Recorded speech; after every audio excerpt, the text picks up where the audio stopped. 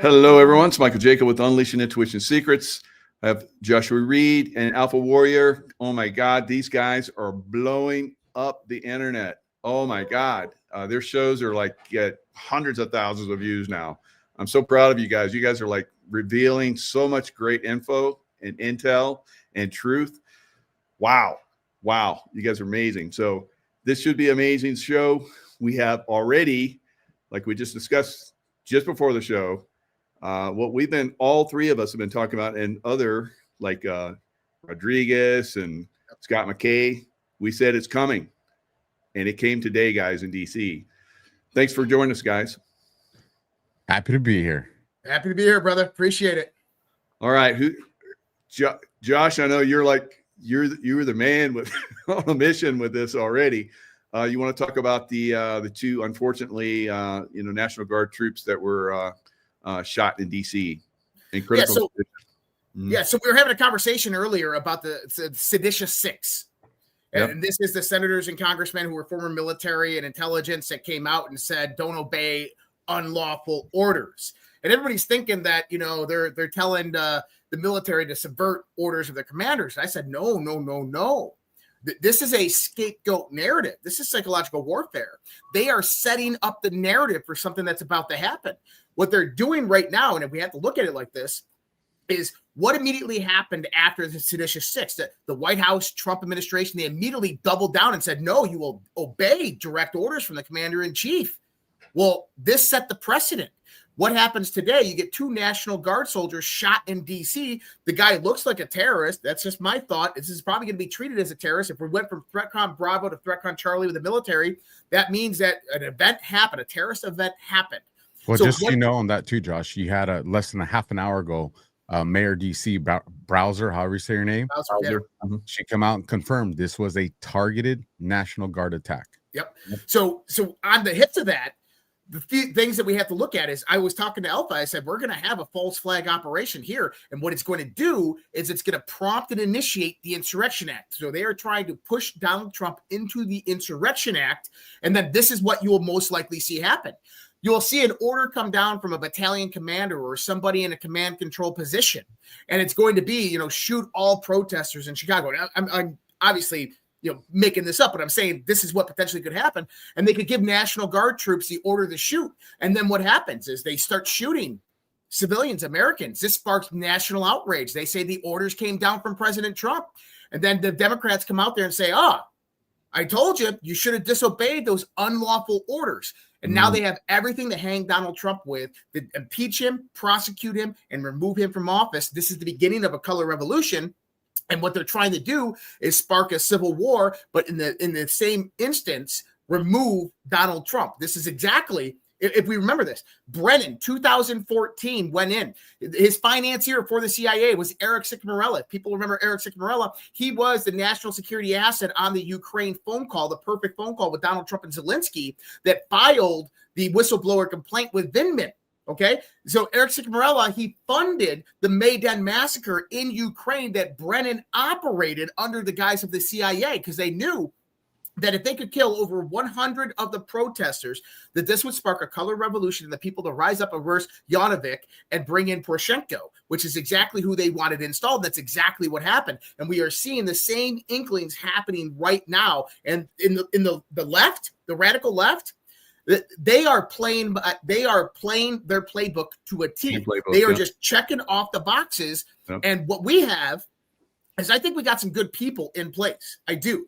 But then we also have some, I believe, infiltration and bad actors in place. We have Susie Wiles, we know, the chief of staff, who is out there putting, withholding information and intelligence from Donald Trump. We know we have John Ratcliffe over the CIA, who's an incompetent fool, who's taking orders from what I hear from the Mossad and just feeding Donald Trump bullcrap information.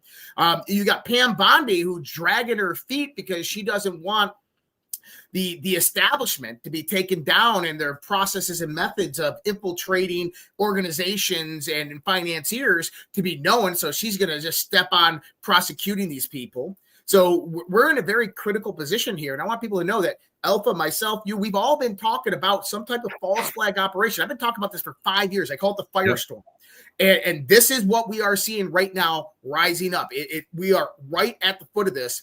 And so this is the warning that everybody out there is that we have to act now. I have a slight deviation from the theory that Josh has, but they end up in the same end result. And the way I see it as a potential, and actually these either work can be a contingency for these deep state actors. And I kind of see it as in when the seditious six went out and did this, they kind of cornered Trump that no matter what moves he makes, it's going to backfire on him. You have the one that Josh laid out. The other one is we know that they have infiltration, and we got solid information today that we're not talking thousands, but we're talking tens of thousands that have infiltrated. And that number shocked me. I knew it was high. I didn't realize it was going to be that high. So that, that's kind of adjusted my game theory on some of these things too. But if you have these players that are on, whether it be Antifa or whatever, riot side, and we know that you have some of this infiltration into our military, and you put them in a situation of DC, they can control and create the scenario where you have an American, at least optically, an American civilian that's shot at by a military member. And then that brings us right into the conversation that Josh outlined, where now you're going to have the seditious six say, see, this is what we said would happen. This is what we told you was going to happen. And then again, this leads to the end result, the 25th, an impeachment, something to turn against President Trump on this. At the same time, you have multiple members that are names of notoriety in the Republican Party, whether it's MTG, whether it's Massey, people that have pulled a lot of support, at least optically. A lot would argue that, what it's showing isn't really reflecting what's organic, but nonetheless, because we know mainstream media, the Mockingbird media, that's what they're doing. This is the PSYOP for the PSYOPs.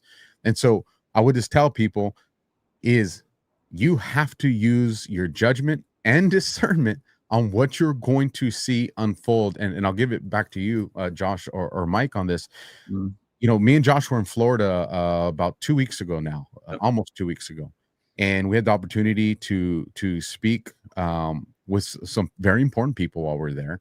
And one of the sets of information that we got prior to us leaving was that the next 6 to 7 weeks were going to be wild. And 2 days after that conference concluded, we got the Clinton Foundation bring up to the surface, which was tied into the Haiti. And we're like, dang, okay, here we go. This is going to be fast. Then we have the seditious six. We have the case against Comey being dropped. We have the case against Letitia James being dropped. Letitia should be able to stand on its own merits when it comes back. There's questions surrounding Comey. There's a lot going on right now. And what my concern is, and I think me and Josh kind of talked about this, and this is why we're so shocked when the National Guard incident happened, is we said they are setting up a false flag event right now. That they're going to do something. And literally, what was it, 2 hours later, Josh? We see the National Guard story, and we're like, okay, they're when you do it on the small scale, why do they do that? Because they're checking the temperature of the court of public opinion. How are people going to respond to this incident?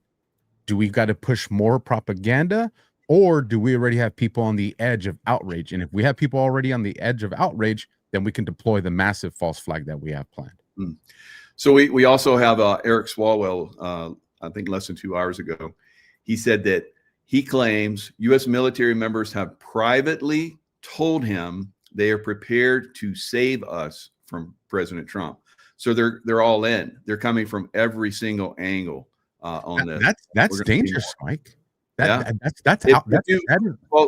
the FBI should be calling him up and saying, "You need to come talk to us and tell us who told you that." Yeah. So it's getting pretty crazy. Well, then you have the billboards.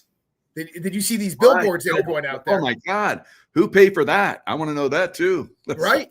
And the billboards are pointing to a website. When you go to the website, they're telling you to download the Signal app. They're telling you to remain anonymous, use Proton Mail to contact them. And they're looking for military members. They're recruiting directly in the military. Yeah, it's really getting out of control. And I think it's going to false flag. This is the beginning. Absolutely. Yeah, it's a trying time right now. We knew that at some point in Donald Trump's presidency this year that they were going to wage some type of warfare. We knew that they were going to come out. We knew that they were going to start setting the narrative. And we've been watching this very, very closely. That's one of the reasons why we got this show and it's hot all over the place. We're watching the narrative. We're calling it out. And like literally after our show, a day after our show, all of this stuff is happening. And we're like, here it is. It's coming. And, you know, I want to let people know that there's moves and counter moves. This is game theory at its finest. And I know that some people would argue, well, this isn't 4D or 5T chess. And, you know, I get that. But when you start to look at what is actually being done, it quite literally is. You know, this is unrestricted warfare at its finest. And this is moves and counter moves, whether it's by Trump, the DOD hegseth and Dan Kane, General Dan Kane, or whether it's by our enemies, Venezuela, Cuba, you have China, you have the UK, you have MI6, which is the big part of this. I mean, I don't think many people see the shadow hand that is moving around the world. We just had Lara Logan come out with this groundbreaking interview with Ralph and Gary talking about the 2020 election and how this was taken. And they tie in Cuban intelligence, Cuban foreign intelligence services controlling Venezuela and the Cartel de Sols, and how the Cartel de Sols own Smartmatic and how Smartmatic is based in London. And then we find the connection there to Lord Mark Malloch Brown, which was CEO of Smartmatic from 2014 to 2020, but he was also a senior executive at the Open Society Foundations owned by George Soros. Then you go to DNI Tulsi Gabbard's evidence. June 26, 2016, you had this email from Lenny Bernardo of the Open Society Foundations mentioning HRC and Julianne Smith, the foreign policy advisor for the Clinton campaign, talking about how Hillary has gotten on board with producing Russian collusion narrative against Donald Trump. They just don't have any evidence, but they're going to get CrowdStrike and Threat Connect, two cybersecurity companies, to produce it. This is a month later. You have the Alpha Bank modified documents against Donald Trump, connecting him to Russian bank accounts. And where did that come from? Well, directly from that email. I mean, this is direct collusion. And so when we start to look at this, is you see George Soros in the midst of all of this. George Soros NGOs. We have the connection back to George Soros in the UK. We have Lord Mark Malloch Brown, who helped China with the Belt and Roads Initiative all throughout Africa, all throughout Latin America, directing funding to Venezuela from China. You have MI6 directly incorporated into all of this. This is about the old guard trying to stay relevant, trying to stay in control and kill and destroy the United States of America and our constitutional republic. And they have immense amounts of resources. And they're pressed for time because everything that Josh outlined, Trump has strategically been attacking it. He got China to capitulate to the precursors of fentanyl. He's attacked that. He's completely shut down the southern border, so they're not getting human trafficking and narcotics across that way, which allows us to put our eyes on the ports. So the level of confiscations and arrests at the ports has exponentially gone up. So he's attacking all the resources that they need for the funding of all this. And now you get into a point where you're seeing, you know, Ukraine, you have Zelensky and Putin saying, hey, it looks like we got something here that we're willing to sign. Trump saying, hey, I'm going to go out there if it looks like this is the final one.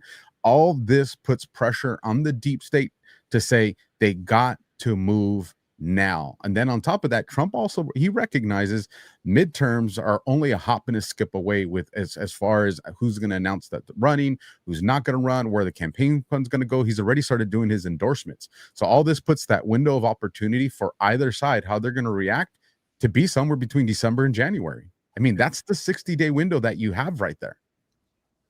Wow.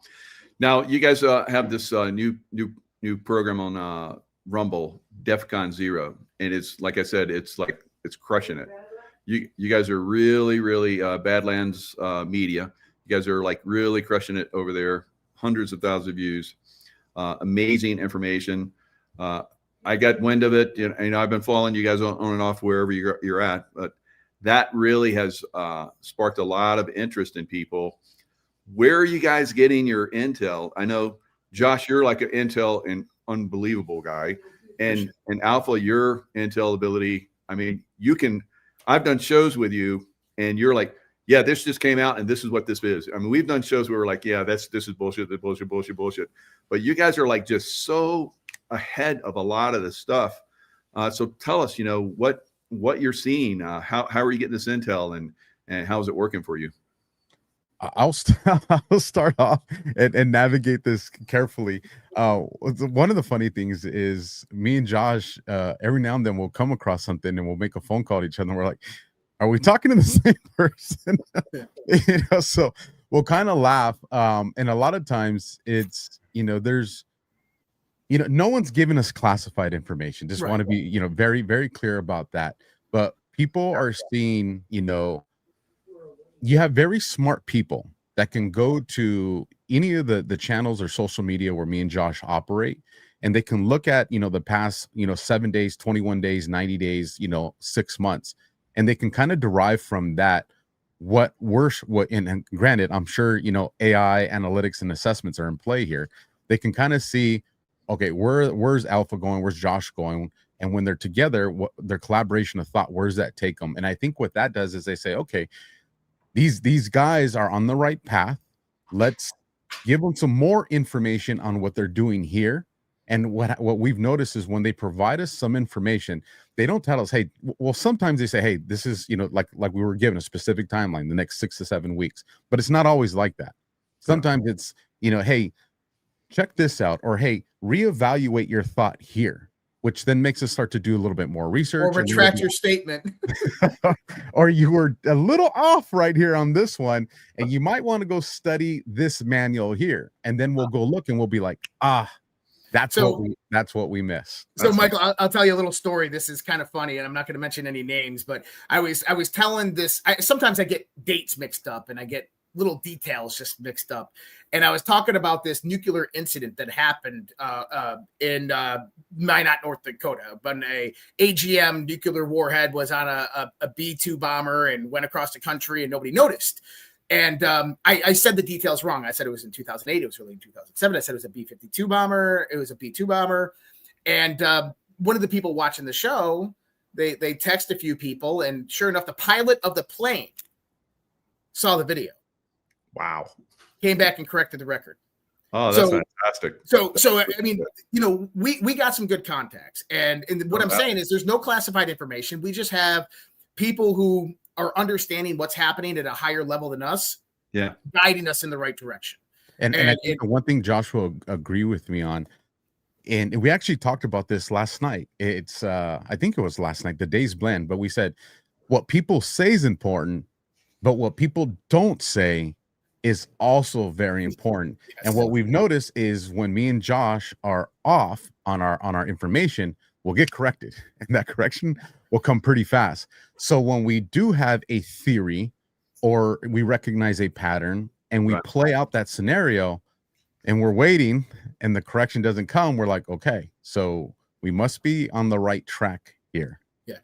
Give you an example of this is the other day on Sunday night, we had a show and we were discussing Susie Wiles' exit, why Susie Wiles needs to go. Alpha brought up an interview he did with Defender of the Republic on X, where she's talking about the story during the big, beautiful bill that Donald Trump was adamant this bill gets passed, but there's 13 Republican holdouts. And he calls them up individually. And he's like, why are you not voting on this bill? And they said, they changed the bill, sir. You didn't get our memo? We sent it over. And apparently they sent the memo over and it went to Susie Wiles, chief of staff, and Susie Wiles never gave it to Trump. And I guess he was infuriated by this. And so we came up and we said, Susie Wiles is out the door. The next day, Paul Sperry on X goes out there and says that insiders inside the White House are saying that Susie Wiles is going to be making an exit, that Trump's going to fire her. And I said, well, this means that Dan Scavino is most likely going to be coming in. This is why they put him in charge of all the hiring and firing inside the executive branch. That's the perfect position prior to being chief of staff. And then the next day, the rumor starts circulating that Kash Patel is going to get fired. Well, this is where it got really interesting because Caroline Leavitt comes out there immediately, the press secretary, and says, Kash Patel's not going to get fired. This is fake news. That's not true. Donald Trump doubles down, takes a picture with Kash. He goes out there, gives an interview, says Kash is great. He's doing a great job. This is what they said. They said Kash isn't going to get fired, but they never said anything about Susie Wiles. Wow. They just let it marinate. That's always good when you get like the next day, someone repeats what you talk about, because we all do this research and we're all doing a great job. I love it when they come out the next day. Oh yeah, they've confirmed that. But when they don't, like you said, that's a very, very good point. When they don't, when you say something about somebody or something happening and they don't come and dismiss it. Ooh, yeah, that's good too. Very nice, guys. It has been wild, Mike. That's for sure. One of the things that we've been trying to do is, especially when it comes to the Q posts, DEFCON 0 is oriented around Q. And we know that there has been a lot of people that have abused it and used it for personal gain. And we know that that's actually the least concern, the people that are grifting off of it. The biggest concern is the formal infiltration into that movement to either, what is the one thing that people use to handicap the Q boards? Oh, you're just sitting around waiting for something to happen, when that has never been the mission of the boards or its intent. But you have people that have infiltrated into that movement to create that, and that's something that's been weaponized to pull people away from it or to doubt it. And so one of the things that me and Josh started to recognize was there's a lot of comms happening on X. And so we started having this conversation, privately. We won't go public with something until we're fairly confident in it, or we get it from a really good, credible source. And then we started to recognize, okay, let's watch for this and watch for this. And when the things started checking the boxes, we're like, they're communicating on X. Yeah, this is where it's happening. So then we said, well, let's test this and let's start putting some stuff out there and see what kind of response we get from certain officials or certain profiles. And then we started to get those confirmations, and then that's when we were confident. We're like, okay, this is the new place of how communications are going to take place. And then Josh found a very interesting post on the boards of why the communications wouldn't go back there, at least not go back there until it's secured. You want to share that part, Josh? Yeah, I mean, well, so there's a few major players in kind of how this, and I think a little background on kind of what Q was, or at least from my perspective. So I was researching what Q was before Q ever was, if that makes sense. We were understanding conspiracies back in 2008, 2009, why Ron Paul lost the primaries, how they stole it from him, and why Barack Obama came out of nowhere and all of a sudden got elected. I was active duty during that time. I was stationed at the Washington Navy Yard, right? I was a member of the Oath Keepers. I was running events in organizations down in Washington, D.C. for conservatives and for libertarian groups and patriot groups, and we were meeting with congressmen and senators. We were doing 9/11 Truth mock congresses, right? And so I understood it during this time that there was things happening in the military, things happening in DC, and there was a political uprising, that there was a coup happening against the neocons that we had at that point in time. And one of the things that I learned during this time frame is that military secrets, special access programs, USAPs, unacknowledged special access programs, were being stolen. This is why actually I talk about that Ben Spear incident with my not North Dakota with the AGM nuclear warhead, because I was told by a 4-star admiral back in the day in 2009 timeframe. He said, go look at various military incidences and ask yourself, does that seem logical? Or is this just what they're reporting to cover up something much bigger? And so that's what I started to do. And I started to see all this alignment that, hey, it appears as if military technology is being stolen. And here's a prime example, and then a connection that is mind-blowing, right? It is that you have my not North Dakota, in August of 2008, they send nuclear triggers. So ICBM nuclear triggers from Minot to the Defense Logistics Agency in Utah. 4 boxes. The 4 boxes arrive at the Defense Logistics Agency, classified technology. They take them in, they mislabel them helicopter batteries, and they put them on a shelf with hundreds of other boxes of helicopter batteries. A few months later, those 4 boxes and only those 4 boxes of helicopter batteries were shipped off to Taiwan. From what we got from it, from what we gathered, and this isn't in the public discourse, is that those 4 boxes were then interdicted by Taiwanese intelligence on their way over to China. And this opened up an investigation in the military, and they started looking in who allowed this to happen. Well, number one, there's a chain of custody when it leaves Minot. Number 2, there's a chain of custody when it comes in to the Defense Logistics Agency. The company that was running the Defense Logistics Agency is a company known as EG&G. People will remember that company's name because that is the same company that Bob Lazar worked for in Area 51. They are the ones that ran the Manhattan Project. They're the ones that built Area 51. They're the ones that ran the Janet flights. So I immediately recognized who this company was. And I'm like, they're not going to be handling, nuclear triggers. They're handling other types of technology. So whatever this was something much bigger. And 10 generals got reprimanded and forced into retirement. One of them was Lieutenant General Kevin Sullivan. Now, what's interesting about that is we always talk about intelligence and legacy families within secret programs. Well, the deep state likes legacy families. They like keeping things in the family.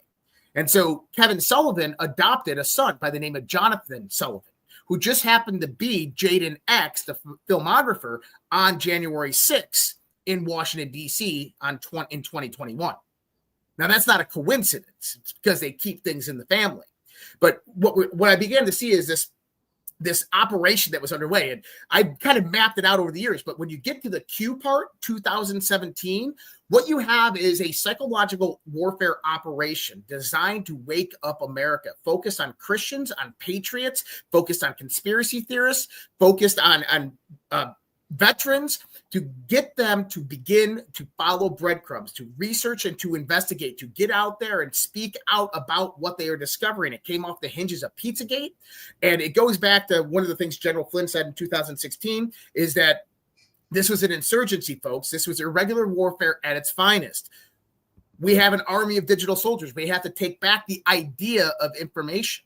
And during that point in time, we had a place when digital technology was starting to expand beyond anything we could ever imagine, where we're able to upload 3-minute videos and people consume memes and 124-character tweets or videos. People are moving away from 60-minute news broadcasts and 30-minute news broadcasts. So we had a different way of consuming information, and we all rose up in this time frame. And what Q did is it unlocked the door to investigative research. It opened up the door for us to follow those breadcrumbs and start getting that public information that was buried, that the news media, the mainstream media, would never touch, and begin putting together this puzzle. And it all culminated till after 2020 when the election was stolen, to where we became the media. We are the media now. We are the face figures that people go to for their news. And what are we doing? We are putting it all together. And we got Q to thank for that, because that was the purpose of it. And so when I start to look at other aspects of it, it's a proxy board of communication. It's over 4,000, almost 5,000 posts where you can go in there and you can utilize timestamps, you can use time notes, you can use various different words, anything that has a contextual reference frame for a tweet, and you can send that out on your X profile, and now you can communicate with another person just the way that spies did in Germany, U.S. spies did in Germany, with going out there and throwing communication within a book on a certain page in the library, but giving the signal that the note is in the book in the library by the coffee shop sign being just a little crooked, and only these people know those signals and the signs, and they go in there and they can find the communication, and then they can go decode it, and now they got the information, and it doesn't have to transfer over these types of airwaves. And this is what we're seeing with what Q is and was it was a psyop to wake us up, to get us motivated to become the voice of America, to rise up, because there's an aspect of Q called the Keystone, and everybody's like, what is the Keystone? Is it Ukraine, or is it, what is it? Hold that thought, Josh, because I want to talk about the other part. And Mike, you'll understand this too from when you think about battlefield planning. You have this great apparatus that was just designed that Josh outlined. But how do you get normal everyday Americans there? Not just the people that are operating the dark web, but how do you get, your teachers, your doctors, your cops, your lawyer, how do you get them there? And this is where you think ambush. And I think this is what's going to come to shock people if we ever get the full complete picture in the end. Not all censorship came from the bad guys. Nope. What you saw was all of a sudden our voices were getting deplatformed off of these spaces there, whether it was X or YouTube. So what was the external Q component doing? It was forcing decentralize. So you had, at the time, Twitter and YouTube. Who were they going after? The main voices, the big voices. But all of a sudden, you saw other voices that were like, well, they don't have a big audience. And so you're forcing people to decentralize where they're going for this information into places like whether it was Gab or Getter or Twitch or wherever it was. And then what did you have there? People that could all of a sudden start having these conversations and look into this information that Josh is talking about. So you had these two things that were running parallel that complemented each other to get us to where we're at now. And the game changer for this is, so the deep state, they rolled with that. They were going with censorship. But then all of a sudden something happened that made them panic. And this is where they made a very big mistake. We got news that this man, this big tech guy said, I'm going to buy Twitter. And we all know him as Elon. And what the deep state knew at that second was, hold up. Our method of censorship right now has been deplatforming. And so if he takes over Twitter, we're going to lose the ability to deplatform. So now what do? Well, we got to flood the information highways with just overabundance of information. So what this did is it forced them into recruiting people, whether it was Clubhouse or these other apps that weren't necessarily part of like their formal recruitments. These were just people, well, they got a big voice, let's see if we can get them. And it started off with the jab thing that people were putting in their arms in those conversations. And I've had people that have come forward and say, hey, this is how much money I was offered, this was the narrative that I was told to push. So we know that this is something that legitimately was happening. But what happened was that, well, now it forced the counterweight came. And if that's where you saw this massive amount of people that weren't big voices but had the information because of these boards. And with that, I'll get back to you, Josh. Yeah. And so when you go into the idea of Keystone, it says it right there in the key post that the key is POTUS and military intelligence, and the stone is the people. And that those three combined equal the keystone, the one that unlocks what America truly is. And what he's trying to tell us is that to take back America, POTUS and the military can't do this on their own. They need the people. And it's not just the support of the people, because our republic was never meant for just us to vote once every 4 years or vote every 2 years and, sit back and go live our lives. Is that we have to be active participants. This is the point of a republic. That, I said this today in an earlier interview. I said, it's very funny how when Budweiser pisses us off or Dick's Sporting Good pisses us off, if we can go out there and we can raise our voices in a unified accord and cancel the shit out of them. But the same people cannot get together and say, Trump, it's time to fire Pam Bondi. Trump, you need to get rid of Susie Wiles. Because here's the thing. If we did in that same type of campaign, it would happen instantaneously. Because that's how this government operates. So if we remember, Trump said, I'm returning the power back to the people. But the question is are the people ready? Because the power comes with great responsibility. And that responsibility is that we have to come in and come together through our commonalities. And we have to lead this government. We have to tell our representatives, our Congress, our Senate, our president, that hell no, this is what we want. Hey, look, I don't care if you think that the Epstein files are a Democrat hoax. I don't think if you believe that there's a nothing burger. I don't give a shit.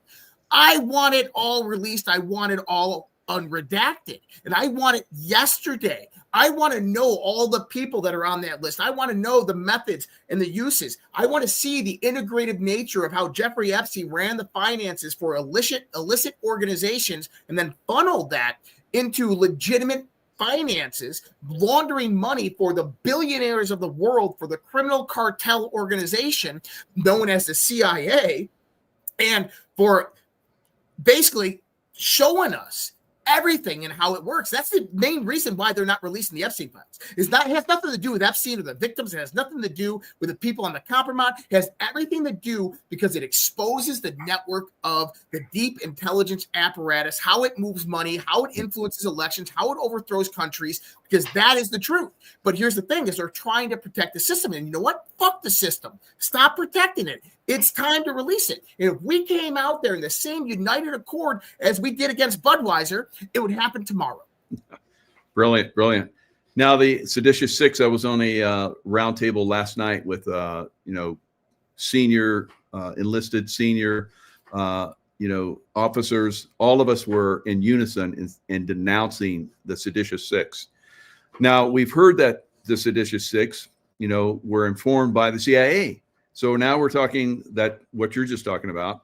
John Ratcliffe, he's in the CIA, of course. You know, he was what was he, director of national intelligence at one time too. So he's got all the insight. So I was like, okay, let's see what he does. I haven't seen anything. I was in the CIA for 11 years. I know how that operates there. And if nothing's happened, that means it's business as usual. And that's why we're seeing these seditious six and some of these other people that are coming out with a coordinated movement right now to destroy America. What are your thoughts on seditious six, guys? So, well, one, 2 days ago, I woke up to something that was had me smiling, but the White House had actually reposted my video calling out the seditious six. And wow. So very good. Yeah, so I was pretty pumped up about that. And the point that I was making in the video is they want, this had nothing to do with illegal orders. Right. What they wanted to do was they wanted to get into the minds of some of these troops that we know probably shouldn't be there, got in there through, Biden's administration. You know, they weren't filtered out because we know Obama got rid of, what was it, 150, 160 some generals, flag officers during his time. 198 constitutional generals right after he won re-election and got inaugurated in 2020. Wow. Yeah, so just under 200. So we know that lack of leadership is going to allow a lot of people to filter through the cracks that otherwise would have probably just kind of, phased themselves out. And in the absence of that, we know a lot of them have not only stayed, but it's put in a position of rank. We know a lot of rank comes with time of service. And so what they were doing was, they're getting in the heads of those people that whatever ideology you have, you're right. But there's another group of people too, it's just to get them to doubt President Trump. That's what it comes down to, because if you do have a compromise, major or a colonel that gives an order, and you're a soldier that doesn't, or a Marine or whatever the case may be, you're a service member that doesn't really understand what's the big picture of something that's going on, a lot can happen before you realize we shouldn't be here. And we know this because when we went out to war, you're not at home like the audience watching all the graphics on Fox or CNN. This unit's here, this unit's here, this unit's here. And you can kind of say, oh, we see the push. No, you're part of a platoon or a company that said, hey, we're going to go take Route Sioux, and this is the time frame that we got to do it in. And unless you're the officers at, in headquarters, you don't know what everybody else is doing. So how would you know if you're a part of something bad or nefarious with that lack of information? Well, you're probably going to be participating a long time before you figure that out. And so what they did was they really put this seed of doubt in these troops with all the rhetoric that's going out there. And then on top of that, when we're at the barracks, what's being shown on TV? CNN and Fox. It's Mockingbird media. They're not showing alt media. They're not showing podcasts. So you're just seeing two birds or two wings of the same bird on this Mockingbird media. So you get these troops that are like, well, the court of public opinion doesn't literally look like they're on our side, let alone Trump's side, or some of them are. And that creates hesitation. And I think that they are trying to create all that because something big is coming down the pipeline very shortly. And they want inaction and they want revolt. Yep. So there's another part here, and that when they called this out, they weren't only just speaking the military. They were speaking the federal law enforcement. They were speaking to the intelligence community. And actually, what is it, today or yesterday or today, we had this leak of the conversation between Lutnick and Zelensky about Zelensky coaching on how to talk to Putin and negotiate this. And this got leaked by someone in the intelligence agency. So here's the thing, is it's already started. It has already began. So what happens when people in the intelligence community think that they're the next Edward Snowden and begin just releasing classified intelligence? Oh, Trump's doing this. Look what's going on here. Oh, this is my thoughts on this. They think that they're being patriots to the country, but they're really hurting national security and they're putting people's lives at risk. I mean, that's the situation that we're in. And you can blame the radical left for this. You can blame those seditious six for this. What happens when you have federal law enforcement that are going on a raid of Tren de Aragua, and that the guy that's backing you up decides, you know what, I'm not following this order when you guys are all making the move, and he doesn't have your back at that point in time, and somebody gets killed. This is the type of stuff that we have to watch out for, because this is now all in play because of what they did. And we've seen this playbook. This playbook goes all the way back to Obama. And where do we see it? With cops. if you rewind the clock back 30, 40 years, there was respect and appreciation. There was admiration for law enforcement. And then all of a sudden we get into the Obama administration, and you started to see these two communities, law enforcement and the citizenry, that they didn't trust each other. And you had, whether it was the shootings in Dallas, whether it was, Kaepernick taking the knee, whether it was BLM, going through the streets, we want dead cops. And it became accepted. Well, it's part of the First Amendment. It's this. And if cops don't like it, you're bad, you're bad, you're bad. We saw in a small window of 8 years that the vast majority of people at a minimum developed distrust of law enforcement. And then from there, you got activism that all of a sudden became dangerous. We were seeing cops in New York sitting in their squad cars get shot in the head, and there wasn't a whole lot of outrage from it, and that goes into, the 4 phases of killing. And when you get it that third phase, which is dehumanization, which we've seen that between whether it was Israel and Palestine or Russia and Ukraine, we've definitely all gone through the dehumanization. Well, the final phase is 4, which is killing. So they already have the playbook for that. And this is what we're going to start seeing with the military. Create doubt within the military itself with its commander in chief. Now, at the same time, create doubt in the community that if military responds, is it something lawful or is it not lawful? Because most civilians don't understand chain of command. They don't understand the rules of engagement and stuff that we have in the military. So at the first instance of something that goes sideways, and maybe this situation, we don't really know the details of this shooting that happened today, but what if this was because there was hesitation on the side of the National Guard, or was it because these National Guard members maybe weren't armed? Like, we don't know yet. But if we end up finding out information that there was hesitation, what happens now because what's probably going to happen to the National Guard members in this area now? They're probably going to be armed if they're not armed. And their rules of engagement are going to bring in 500 more. Well, there you go, because now you're increasing the statistical odds of something happening. Yeah. Because now the next National Guard member is going to be like, well, I'm not going to be the one that's going to get shot to the dome on that picture that I saw with, Secret Service trying to attend to this guy, and we see blood coming from his head. That ain't going to be me. So then he pulls the trigger. That's not good.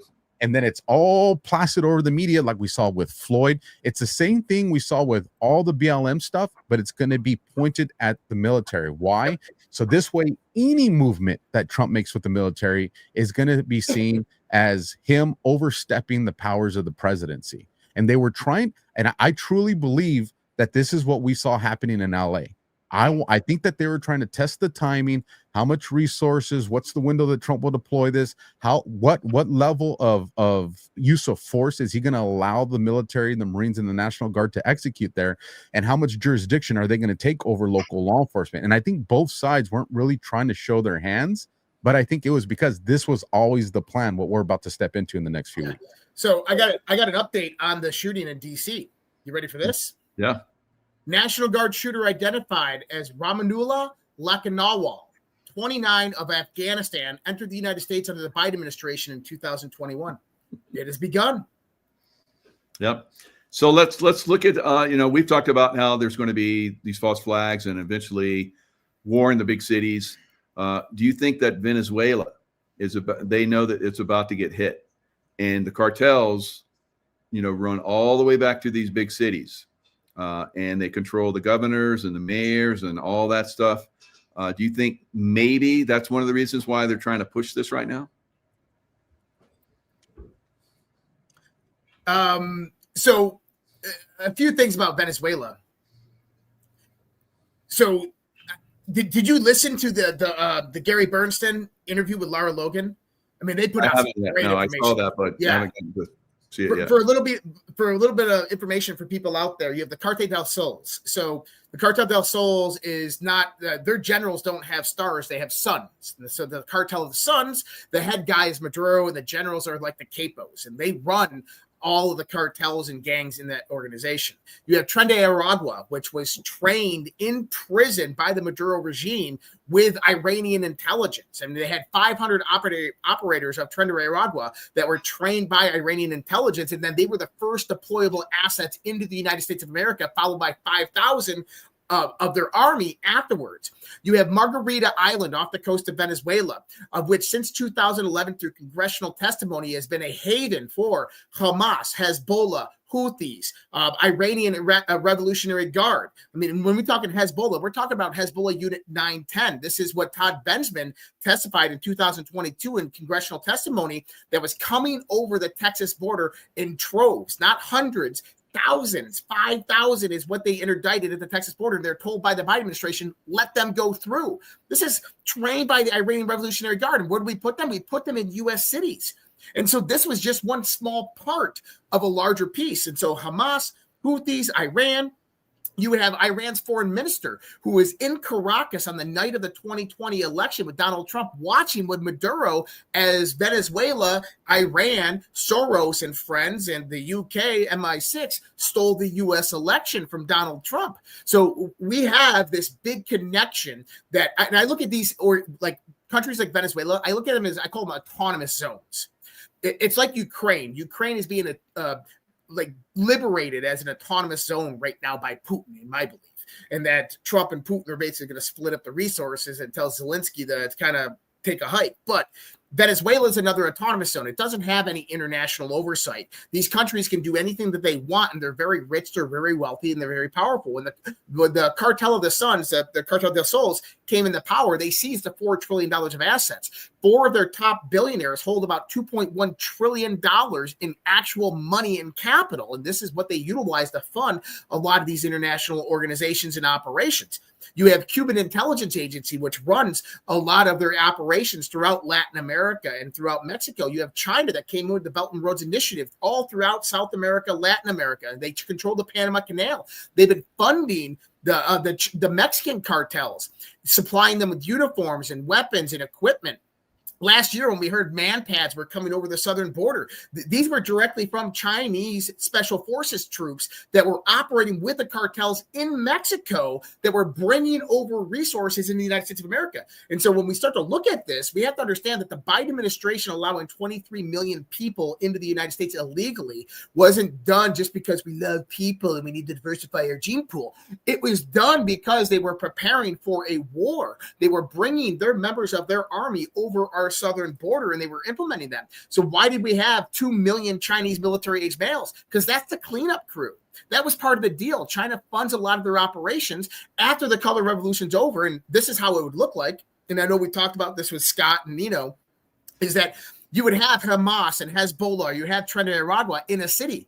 You would have 100 of them. I mean, we're talking there's thousands, if not tens of thousands of them in these cities. You only need 100. You only need 100. You break those 100 up into 5 groups of 20. You have an active shooter situation on the south side of the city, which produces an all call. Immediately when the police are on that one side, you take down the 911 communications. The other groups, they go out, they take over communications, they take over power and energy. They go to the police precincts, take over the armory, the National Guard armory, and that state is done. All command and control is lost at that point. And that's only with 100 men. You got tens of thousands in there. And then what happens after that state's taken over? That's when the Chinese military would come in and occupy it. They put people in the prison camps, and now they own that land. And we know this because, I mean, you guys saw combat. I didn't, but we all know this, that if Minneapolis was turned into Fallujah, it would take less than 24 hours to take down that city. It would take 5 years to get it back. Yep. That's the scenario that's being brought up. Insight. This is great. And then Alpha, you can jump in because this is in our kind of realm, combat action. So when I was at before I left the military 25 years ago in SEAL teams, I was working in the intel branch and operations and all that kind of stuff. We already knew that Hamas was coming into South America and infiltrating heavily.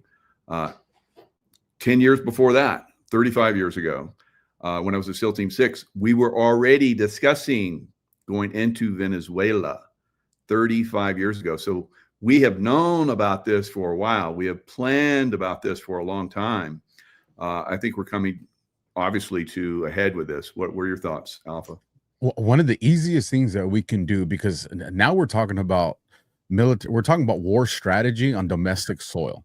And that's gonna you're gonna operate differently then, because morale's a weapon.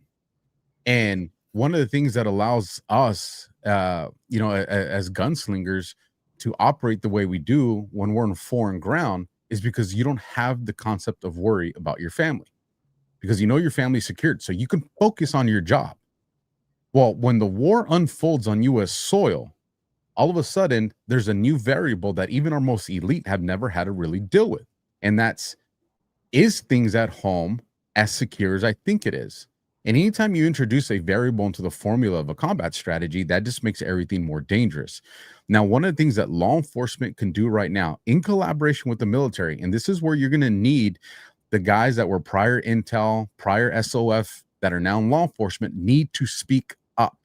If you're in the Department of Corrections, and I know a lot of people in the Department of Corrections watch this show, if you're in the Department of Corrections and you've seen a drop, I'm talking a significant drop in inmate crime, in gang crime, or correspondence in the jails, we would say, well, that's a great thing. If that matches that the fact that you have been proactive, you've been doing enforcement, that you would expect that. Now, if you're being honest with yourselves and you haven't seen operations, task force, if you haven't seen any proactive movement and you're seeing that, you better start asking fucking questions. You better reach out, go from the Department of Corrections, you better reach out onto your gang and your cartel cops that are operating in the streets. And if they tell you they're seeing the same thing and they don't have the proactive measures, let me tell you guys what's really fucking going on. We have known historically, especially with the Southern gangs and the Mexican gangs, whether it's MS-13, whether it's 18th Street, whatever the case may be, we've always understood, well, they answer to the Mexican mafia, because we've never had to really dig beyond that. But when you start to look at the Mexican mafia is not the one all control all. Who do they answer to that's in Mexico? Whether it's the Sinaloa cartel or the Michoacana or Juarez, but then where do they answer to? Because it's all, where do the drugs come from? That's where the ultimate power comes. And this brings us all the way back to Colombia. This brings us back to Venezuela. This brings us back to those. Now, if those cartels are saying, hey, the last thing we need is for you guys to be doing at the street level, right? Because they do stuff just like we do in the military. The last thing we need you guys to do is, you know, too much murders, too much robbery, because what you're going to do is you're going to generate your normal law enforcement investigations that are going to start wiretapping things. They're going to start doing surveillance of things. And what we need is we need the most minimal amount of that, because what are we doing? We're actually plotting a color revolution. Whether the street gangs understand that or they get all that, this is the intent of why it is. And so one of the things that law enforcement can do right now is, if you have seen a significant drop in your gang and your cartel crimes, find a way to get in contacts with your federal partners that work in Mexico. Find a way to get in contact with your federal partners that are at Customs and Border Patrol. We know that they have a shitload more guys that are working in Customs and Border Patrol. And this goes into a conversation that me and Josh had a few weeks ago, where there was we're gonna hire 100,000 more. And we know the background process takes a while. And we know that your normal everyday cops can't. But what did that do? That provided camouflage to get military special forces guys to do adjacent style training, because you still got to operate within the confines of the law, but you can expedite training. You can say, hey, this training will suffice for this, and we're going to get you credentialed. And we know that these guys are working at the Border Patrol. We know they're in HSI and CBP. If all these people can find a way to centralize their intelligence, they'll be able to figure out exactly the locations of these color revolutions. Because I don't care how great our DOD intel is, this is not foreign soil. The intel from your street cop is something that is going to be new for everybody. And they need to figure it out now, not when this is actually unfolding, because then it's going to be too late. Wow, that's fantastic. You got both sides of that fence. You know, you have the military side and the law enforcement side, and you work with gangs and all that kind of stuff. Wow, super amazing insight. Now, Josh, back over to you. So politically, giving all this cover, we have the Seditious Six. You have Mark Kelly, captain in the Navy and astronaut. He's like, how dare Trump, you know, I've served my country. Well, so did Benedict Arnold. So we're seeing the same thing. I look at both of them. I'm like, you're Benedict Arnold currently. What are your thoughts? Well, I think that what we're looking at is the surface level. We see a senator, we see a captain of the United States Navy, a test pilot, an astronaut. But behind the scenes, we see someone who was probably recruited a long time ago into a deep state intelligence apparatus and who's nothing more than a rogue operator that is facilitating for the deep state. I mean, this goes back all the way to Gabby Gifford, his wife, that was shot in the head. She was a congressman. He was just a naval officer at the time. And then, what happens? His wife, gets shot in the head, and this prompts massive legislation for gun change. And it's like, wow, that just seems to be a false flag. The guy was a veteran who shot her, and he was mentally ill, suffering from PTSD. And we damn well know what they do to our military members who are suffering from various different types of mental illness is they enter them into MK Ultra 2.0. And if we start to follow this all back, I mean, Thomas Crooks, according to the FBI, operated alone. We have Tyler Robinson, the Charlie Kirk assassin, operated alone. We have everybody operated alone. All these lone gunmen, man. I mean, all these school shootings, all just lone gunmen. But then we know that there's operations in the past where the FBI goes in and they recruit them, that they utilize Facebook with various different types of their algorithm to focus and target specific individuals. And then they radicalize them. They throw them in the Discord groups. And then the FBI goes in there and begins prompting them and setting them up and giving them access to various different things. And next thing you know, you got a false flag operation, and the FBI agents that set them up are the same ones busting them and saying that they're lone gunmen. I mean, this is MK Ultra 2.0 when we start talking about these active shooters, all these different people. And here's the thing. It's no different than Mark Kelly. It's no different than a lot of these Democrats. They were groomed to be in this position. I mean, the historical aspect of this, I tell this story often. When you came out of World War II, there's a little known fact that not many people know. So when the United States began Operation Paperclip, they utilized parts of Army intelligence, the first branches of OSS, in Berlin at that time. Now, there's only a few people in the Army that actually spoke German. One sergeant specifically that spoke German was utilized as the main recruiter for Operation Paperclip. His name is incredibly famous, but nobody knows the story about him. This was Sergeant Henry Kissinger. Wow. I shit you not. He is the main recruiter for Operation Paperclip. So what happens? You get all of these generals, these scientists, all these people within the Nazi regiment that come over to the United States of America.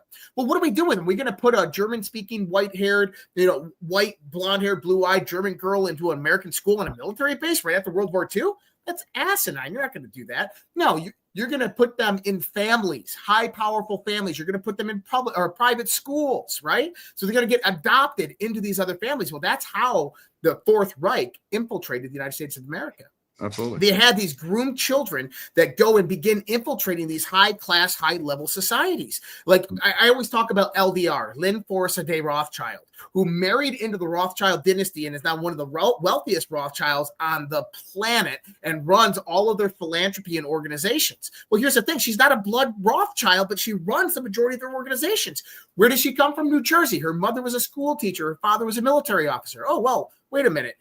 You go to all these other wives that are out there with very similar characteristics, blonde hair, blue eyes, and guess what? Their mothers are school teachers, their fathers are military officers, and it's the same MO, but then you can't find anything on their mother or their father. Why? Because they were most likely spawns directly out of Operation Paperclip. They were the children of these Nazis that came over that were then groomed and put into our society and began moving up the ladders. And instead of being the president of the United States, they become the wife of the president. Instead of being the Secretary of Defense, they're the wife of the Secretary of Defense. And this is their handlers that go in there and ensure that they are well taken care of, that they have all the compromise that they need on these people, and that when they need something done, it's going to get done, or that person is going to take them to the cleaner and scream rape or release their naughty photos of what they did with children in Epstein's Island.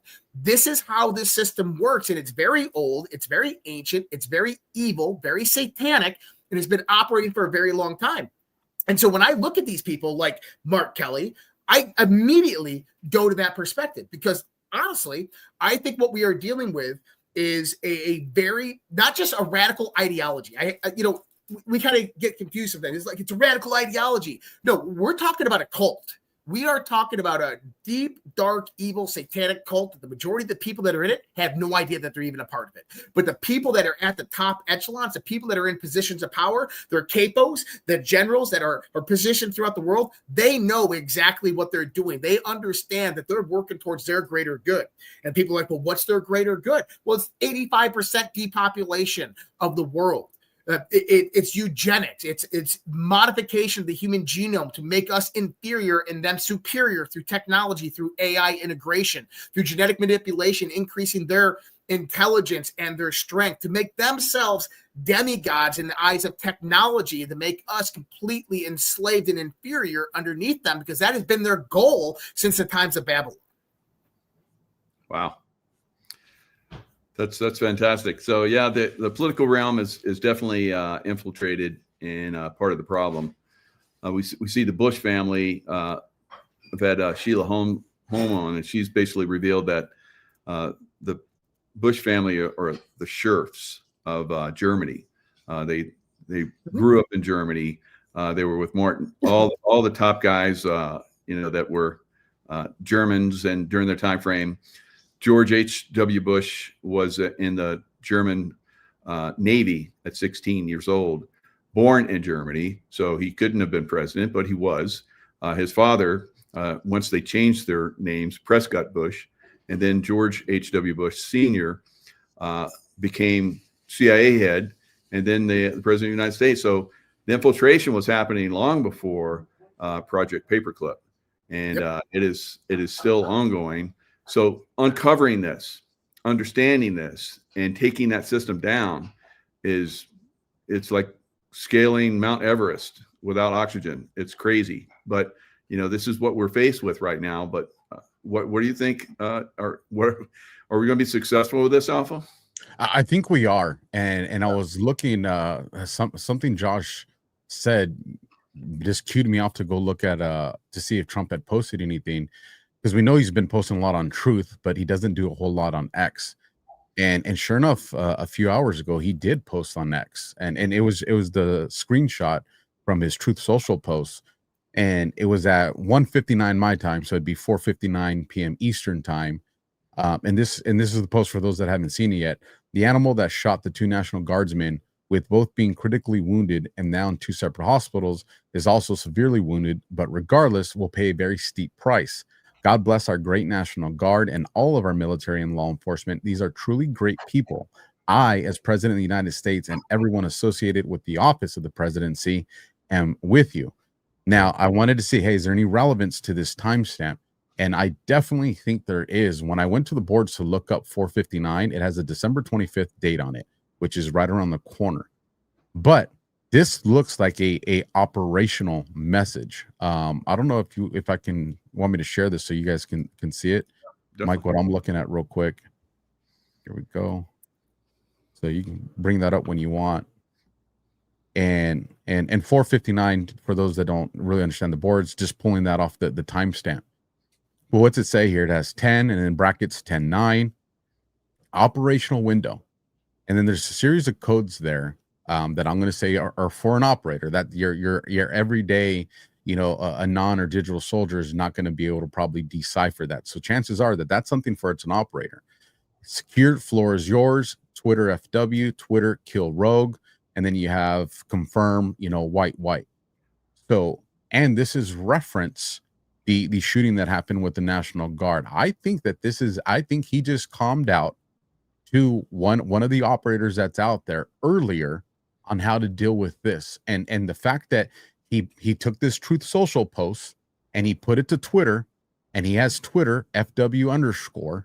I think this is the saying, hey, the same way, nuke subs, the way they break codes for confirmation, we know, and this goes back to actually what we talked about last night on DEFCON with Josh. We're talking about signature reduction, the 60,000 army, and one of the things that they learned in this is that you had, and the reason this is important is, even though this is the methodology that they used years ago you got to look at, well, what would that look like present day with our technology? And what we understand is back then, they just had all these women that went on these different FM and AM frequencies that were either saying song lyrics, reading certain messages that to the normal person here, it had made no sense. But to an operator, knowing that if it was posted between a certain window and if it was coming from a certain location, they knew exactly how to code that out. And I think that's exactly what we're seeing right here in this message. You're getting the Twitter confirmation, you're getting the operational code, and it's following something that just happened with, especially when you look at the words kill rogue. And who knows if the December 25th date plays into it. But I do think that there is a comm here, which would tell me that Trump's team is probably actively dealing with this beyond what we're just seeing on the surface and what's being reported. Oh, yeah. Undoubtedly. Yeah, I think that we're about to see a lot of action over the course of the next few days. I mean, the guy that shot these National Guard soldiers was yelling Allah Akbar before he did it. I mean, this was a terrorist event. This is a terrorist event on American soil, and the DOD, the Trump administration, needs to treat it as such, which means an immediate ThreatCon Delta and all military installations around the country, around the world. Military posture needs to be elevated.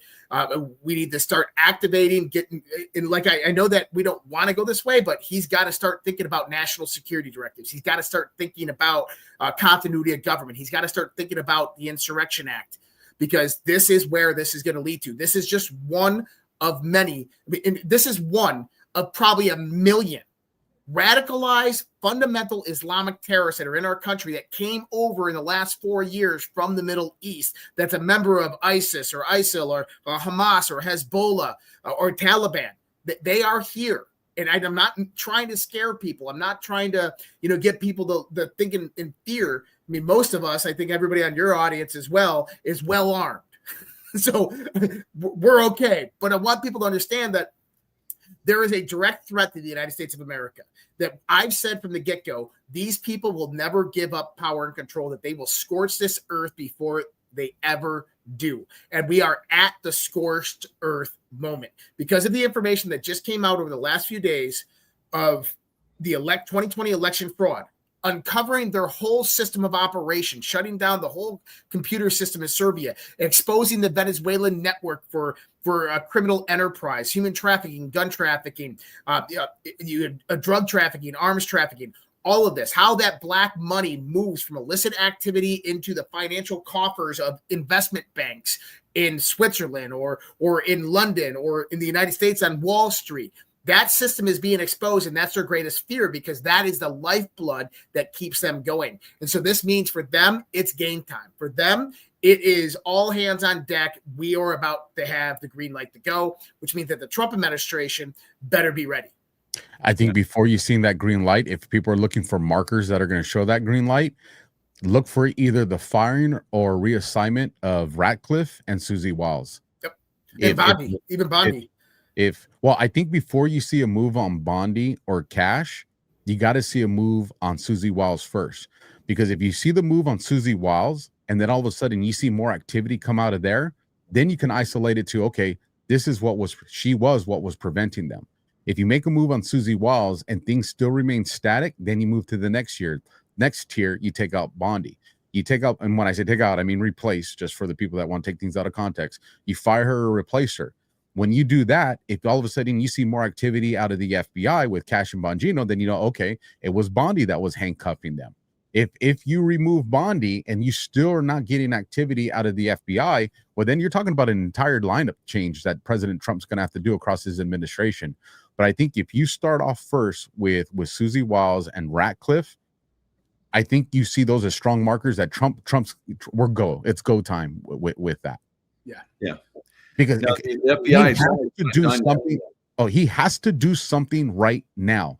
With the seditious six, the shots on these two National Guard members, whether he likes the position or not, he has to make a dramatic response to that.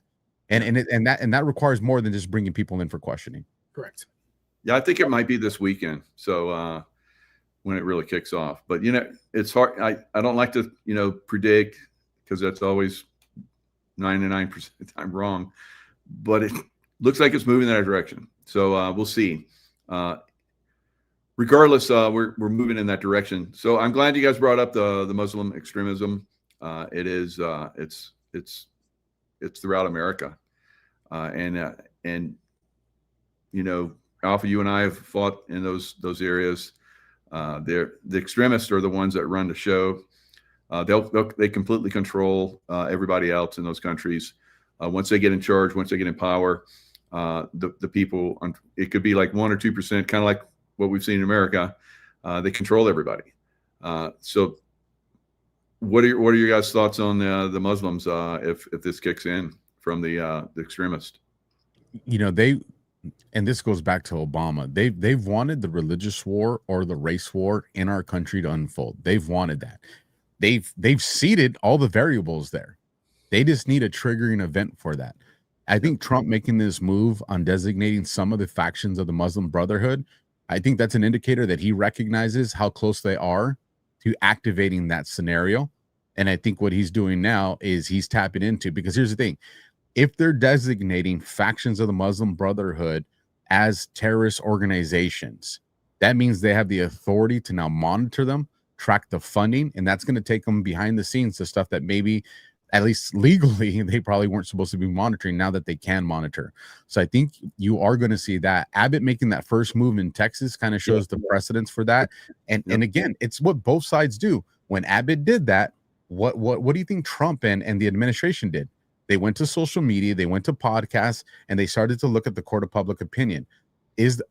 Are conservatives, MAGA, America First, are they in a position where they can tolerate this? And they got the answer. Okay, now that we got the answer, because Abbott was the test case, let's go and start designating these Muslim factions as that to proceed. It's the same thing the deep state's doing right now with the shot on the National Guard. Like, both sides are doing this. So I think the concern is what we're seeing is you have these officers, and I'm going to err on the side of caution and say probably are tapped into the Muslim Brotherhood. That's speculation on my behalf, that are now cops. And why is that significant? Because when you're a cop, you now have access to very confidential databases, whether it's NLETs, I won't go through all of them, but there's different databases that they can easily go through and see everybody in that county or that state that has weapons. Where are the houses that have guns? They now know, because we have special markers, I'll leave it at that, to designate where officers and very important people live. So this way, when that address populates on your MDC, you know where you're going, because it may change the way you handle that particular call. Well, now if you just gave that to people that are, it's their video that they put out there. We will always be for our community. That's not the oath of a police. That's not the oath of a police officer. Yeah. But they went out and made these videos. So you have to wonder, are they getting that information, and are they feeding it into terrorist cells that now know, like Josh said, if they're going to make a move on somewhere in Minnesota, or a move somewhere in Michigan, or a move somewhere in Austin, they know exactly where the cops and officials live to take them out first. So, but I think Trump making that move, at least that's a hat tip to me, that they're aware where this is going, and I think they're ahead of it. So I don't think they're going to be able to pull off what they want. Yeah, and I actually made a prediction last night. I said CAIR, CAIR. This is Linda Lassour and all these people, the ones that funded Madani in New York. This is the CAIR PAC that actually funded it. Direct connections back to Soros, by the way. They will be the next ones to be declared a terrorist organization. And that's why I think they went out there with the Muslim Brotherhood and defined certain factions, because what you're seeing is CAIR is actually funded by the Muslim Brotherhood, but this is various factions that are actually providing the funding. Now, going back into it, one of the questions that we never ask, and I think that this is culturally important, is why Islam?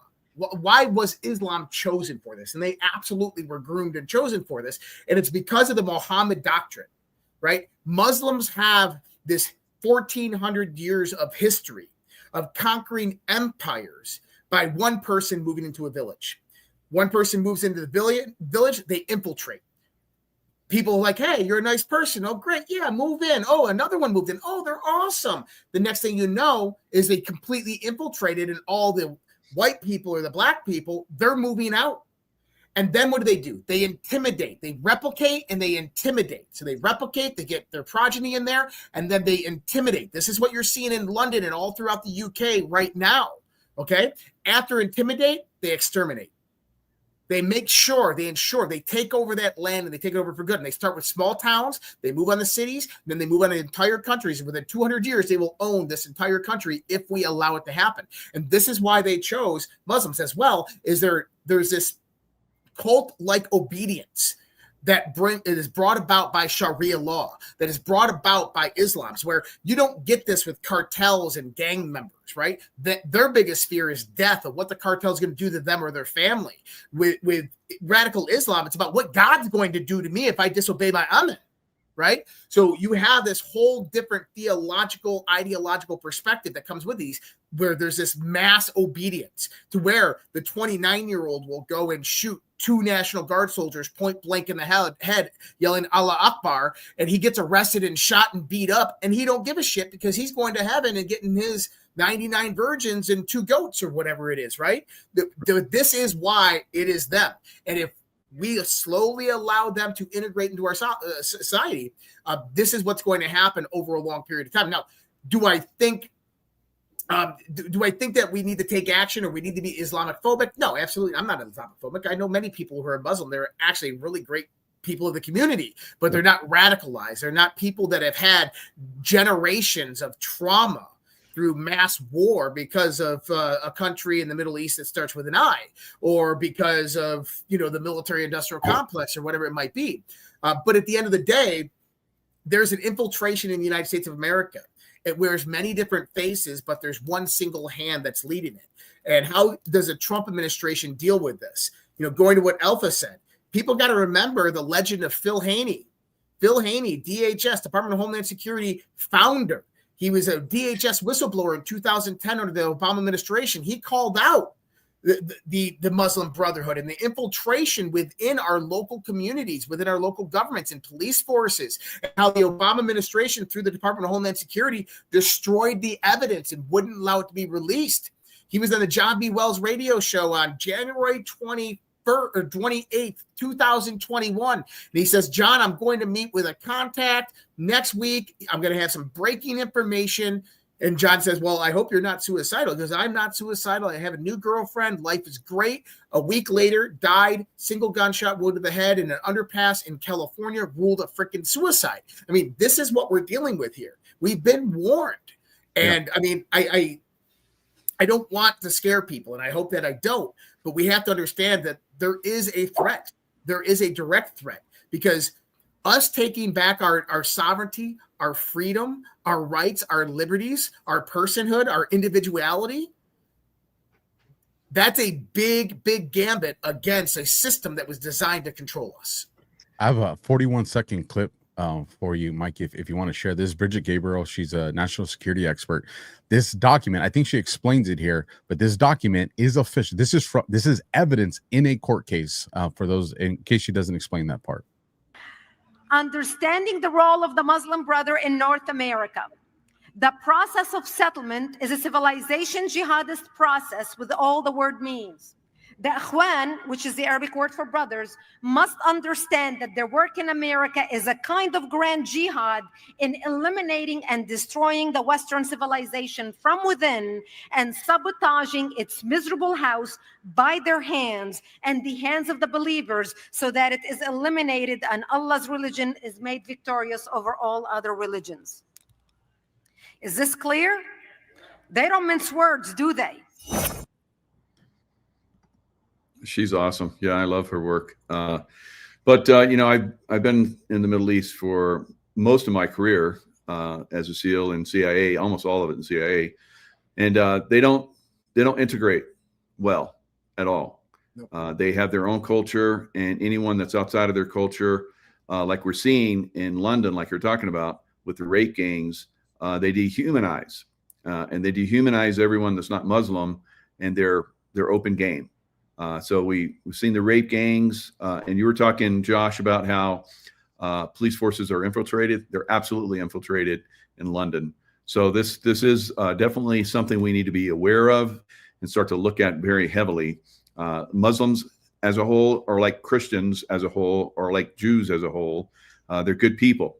But when you have these extremist groups that come in and start to manipulate, like we're seeing, it can turn out really, really bad because they're dehumanizing and they'll kill like those. Those are headshots. Looks like on those two National Guard. Somebody's trained. So that's one guy. Imagine hundreds of them. It would be devastating. You had a gentleman that came across the border in Biden's administration. This was caught on video. I think we talked about it too, Josh. Yeah. I got it somewhere. I think I got it on my TikTok. Yeah. Okay. You know where I'm going with it then. And they asked, they didn't know his name or he felt insulted. And he said, "You're going to know who I am." And then a lot of information started to circulate of what the potential identity of this guy was. That's one. And we learned this, and I think it was late 2022 or early 2023. It was when the National Police Chiefs and Sheriffs Association got together. The information ended up getting leaked, and then about 2 days later, they confirmed it. And in that meeting, remember, this is either late 2022 or early 2023. We had a number of people that continued to come after that. But during that time, they had already identified 2 million tier 1 threats. Yeah, that's the guy. That's the one right there. By the way, if you are smart enough, you would know who I am. But you are really not smart enough to know who I am. But soon you're gonna know who I am. You're gonna know who I am. Very easy. The entitlement. No, believe me, I'm much better than that. Okay, and I break it down of who I believe this actually is. And NLR, who we believed was dead. And there's actually a composite face match to him. Wow. Who was an American who was believed to have been killed in the Middle East by Americans. And there was a big controversy over this. But this guy came over the border during the Biden administration, 2021, 2022, and he is in the United States. Yeah, we were all warning about this. But, I don't know how it got to the point where they allowed that to go to that level. But now cleanup, like you talked about, once they come in, like Fallujah or something like that, once they get a hold, it's like it takes years to get them out. And so I've said that we're going to have cities that are going to be devastated. I said this over 5 years ago, and that's the only way you get them out. You have to destroy the city to remove them. Unfortunately, it's gonna be wild. Just to put it in perspective for people that can picture what 2 million tier 1 threats looks like, is if you go to the height of the war in Iraq, the most American troops we ever had on Iraqi soil at one time was just under 300,000. And if you remember looking at the graphics on the map, you're like, man, we have troops everywhere. That was less than 300,000. Yep. Imagine 2 million. And like I said, that number has probably since grown because at the latest, that was early 2023. Imagine 2 million. And here's the thing. We saw a slight influx in social services, but not enough to match the demand of the amount of people that came through. So that means one of two things happened. Either they lied to us about the amount of people that came across the border, or the people that came across the border already had funding and financing ready for them. Wow. So you've had almost a collapse of the food system because the bees, the spraying of the chemtrails, and 5G and all that stuff.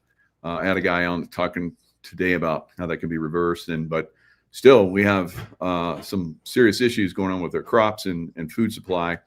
The economy is right on the verge of collapsing. It's very, very close.